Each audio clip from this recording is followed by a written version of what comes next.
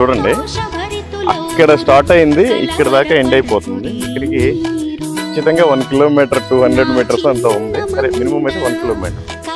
చాలా మంచిది, ఆరోగ్యానికి మంచిది. ఫస్ట్ కొంచెం కాళ్ళు కూడా స్ట్రాంగ్ అవుతాయి, వాళ్ళ మొక్కుబడి తీర్చుకున్నట్టుగా ఉంటుంది. పాపం మేరీ మాత ఏం అడగట్లేదు, వీళ్ళే అలా చేస్తున్నారు, అది వాళ్ళ ఇష్టం అన్నమాట.